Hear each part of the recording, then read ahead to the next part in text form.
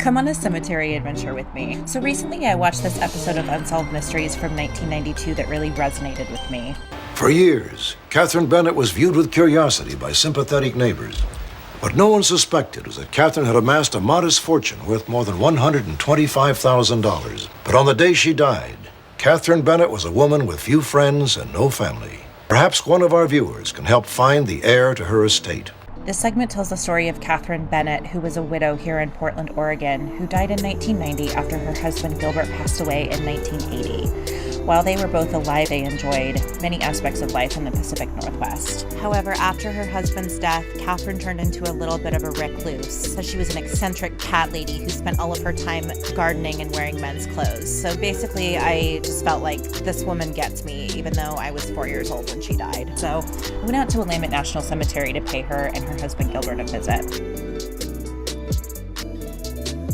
While I was up there, I noticed that they have this really cool gravesite locator, which was super handy. I've never actually seen one of these before, so I was really grateful to have the assistance in tracking her down. I tried to print this map of the cemetery, but my map never printed. I was so sad. But then I found that she was in section P, which was literally where I had just passed by, next to the front entrance, so I thought I would check the place out first. The columbarium in particular was so beautiful. I saw quite a few people in the columbarium who had this Tech 5 U.S. Army ranking, which was the same ranking that my grandfather had in World War II. Technician 5th grade is the rank that was created to recognize enlisted soldiers with special technical skills, so they aren't trained in combat. So for example, my grandfather was a medic.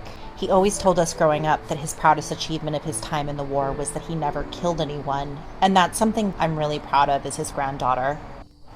After some time in the columbarium, I walked the rest of the grounds of the cemetery. This was admittedly my very first time visiting here. I don't tend to gravitate towards military cemeteries all that often, but I'm really glad I went to this one. It was the perfect fall day to do it.